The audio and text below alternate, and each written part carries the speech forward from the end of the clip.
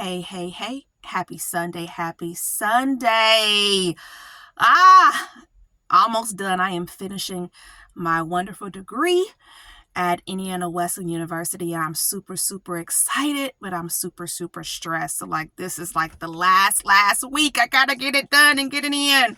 So I have studying to do for the remainder of my day, but I am super excited and super stressed at the same time. So one thing I want to share is that yes, I am still one of Jehovah's Witnesses, and yes, I am absolutely graduating from a Christian college, Indiana Wesleyan University, with a degree in psychology. And one thing I want to speak to real quick about that journey, and I'll share more about it, is the fact that when I was, asked about this from concerned witnesses, I was just very clear. You know what? If I'm a spiritually mature woman, then why is going to a Christian college an issue? Right, I should be able to handle this. Right, it should not be a challenge.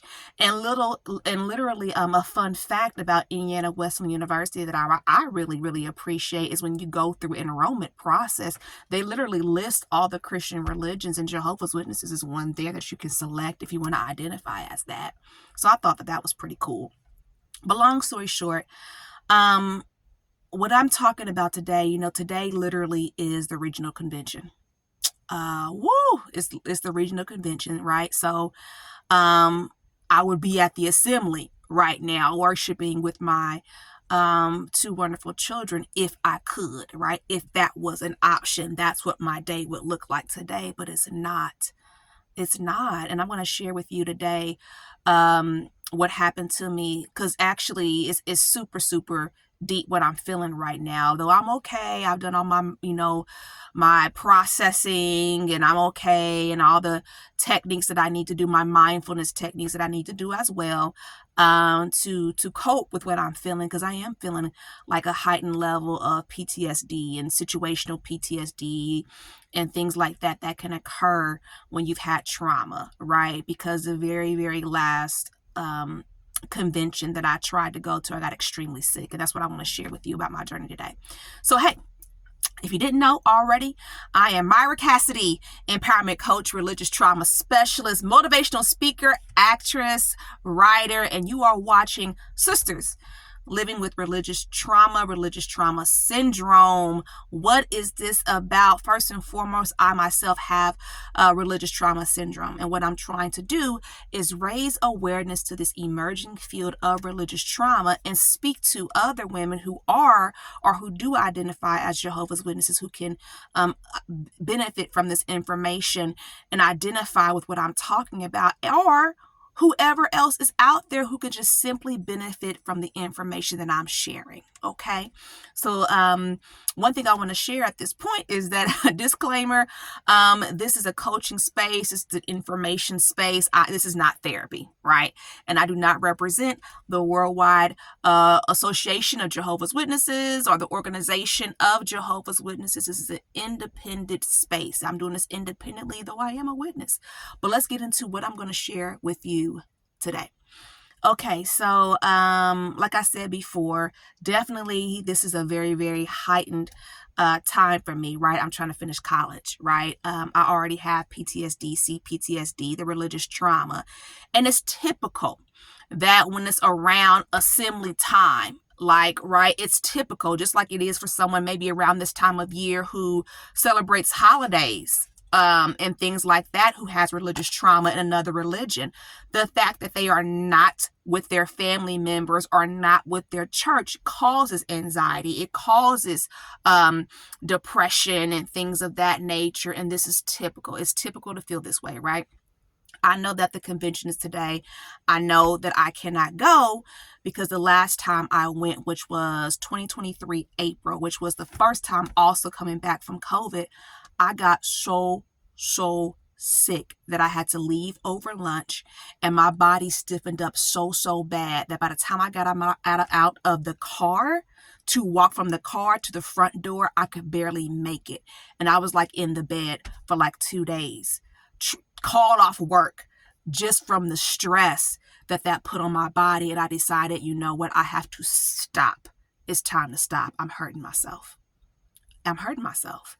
It was a very, very tough decision, but that was it. It was like, you know what? I can't keep doing this to myself, because what happened was I was pushing back my baseline. And at that time, though I was in school studying psychology, I hadn't really ran across religious trauma and understood just the impact and the harm that I was doing to myself and my body, just trying to force myself to go. But at that time, it was so necessary, right? As a mother with children, trying to help my children on a spiritual course. They've been through so much, right? Seeing their dad and I go through this divorce, right? All of the opinions from family members and things like that. And let me share this as well.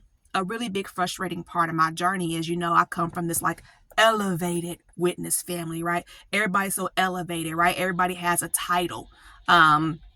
Except me, right? Oh, I didn't get a chance to make it to being a regular pioneer because all of this stuff was happening to me. And even in my family dynamic, I couldn't get the assistance, which sometimes that happens, right? We grow up in these covert, abusive witness family dynamics where family's not protecting family. And then we find ourselves marrying into the same type of dynamic, right? And that's just something that can happen across the platform, no matter what religion you belong to.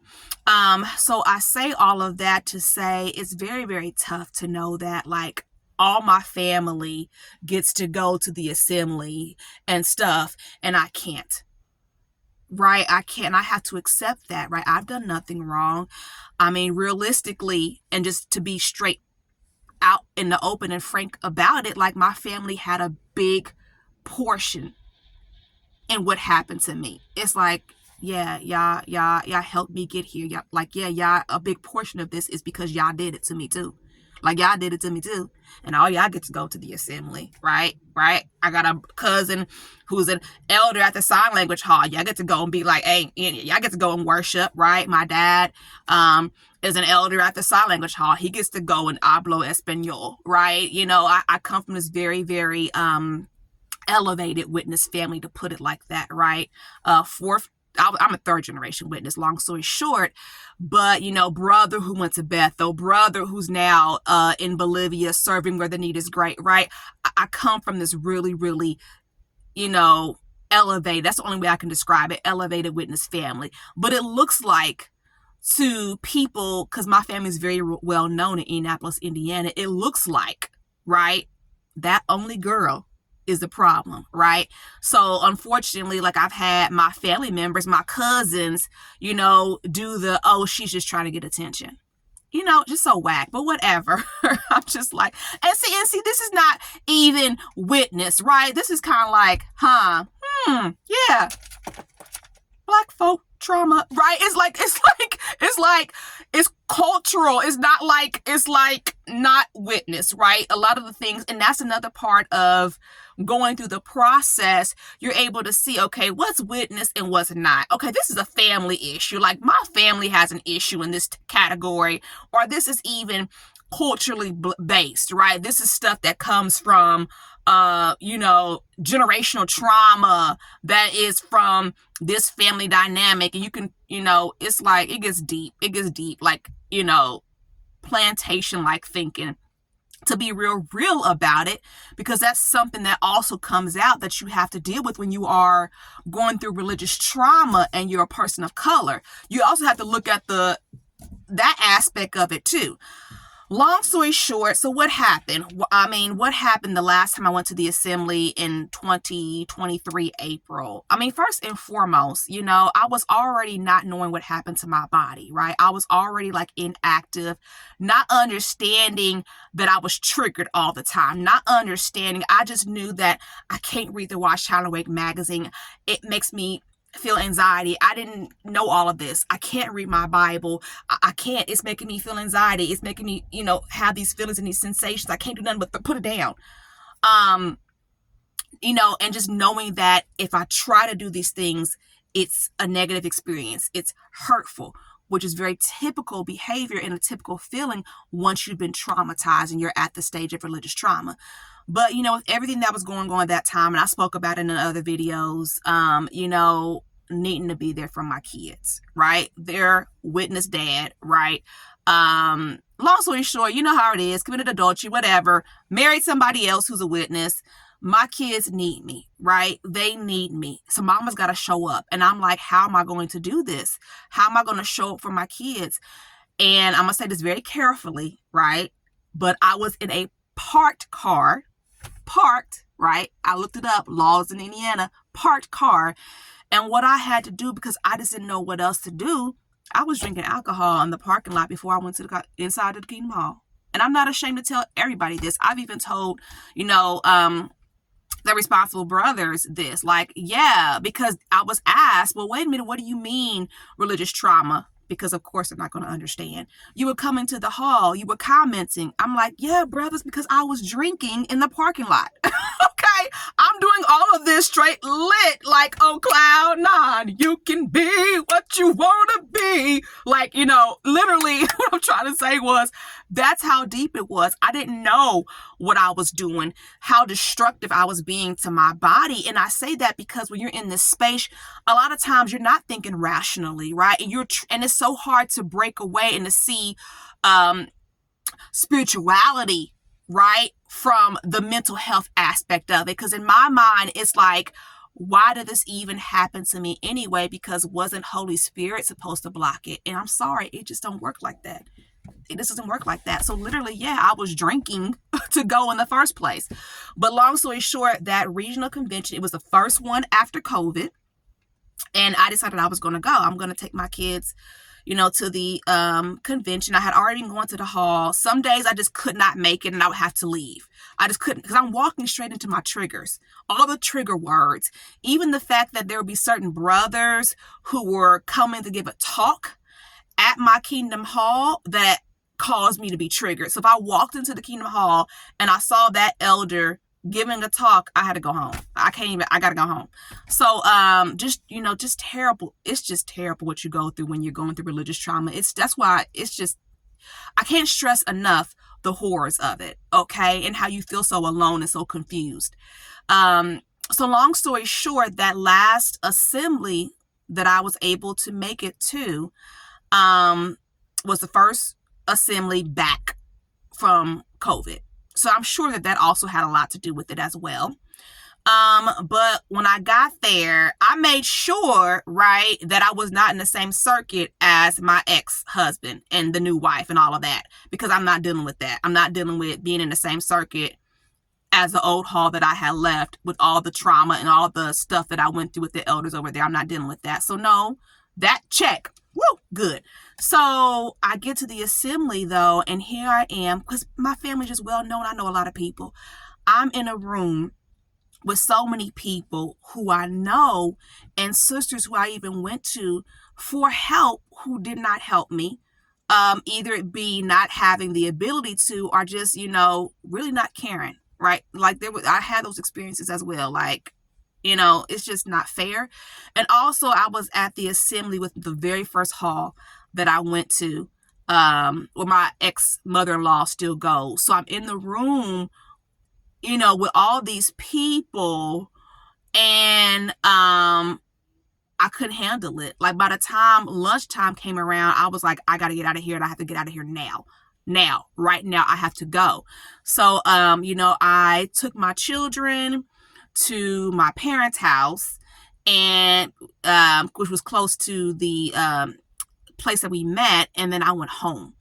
And I was really, really grateful. My dad, he took my son back to the assembly that day, and took him back, right? But I could not, like that, my body stiffened up so bad. And it's also the fact that I had to take time off work, and all I could do was lay in the bed. That's all I could do. My body had stiffened up so bad from the stress. And after that, I had to deal with just like about 3 weeks of just like mentally feeling disturbed. So I share this experience with you because this is real. This is terrible. People who have religious trauma and religious trauma syndrome experience the extreme anxiety, PTSD, CPTSD, depression, suicidal ideations, so many terrible things. And what's frustrating when you're right here where I'm at is just like, you want your brothers and sisters and people from the kingdom all to understand, but they don't get it. So a lot of times they naturally perpetuate the pain, and they say things to you and they say phrases to you that makes it feel like it's your fault. Like you're not praying enough, like it's something that you're doing, and that is not true. You are the victim.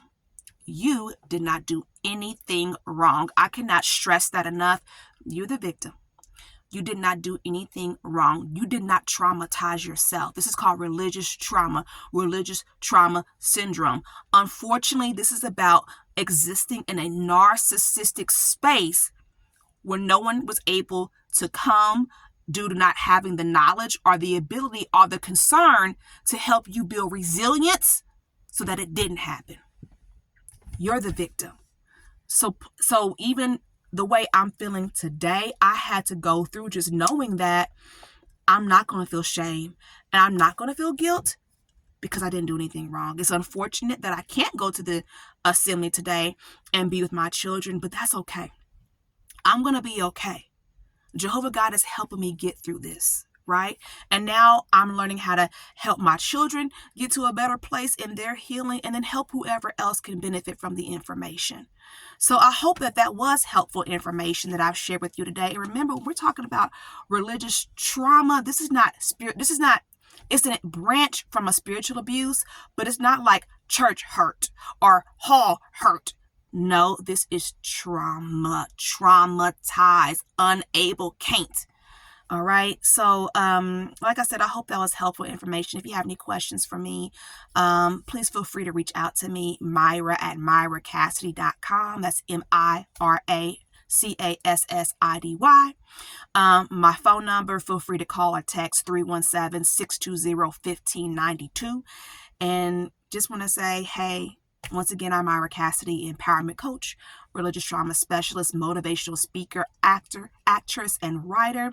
Just wanted to encourage you to learn how to protect yourself, learn how to protect your children, and just learn how to heal correctly. You'll be okay. See you Wednesday.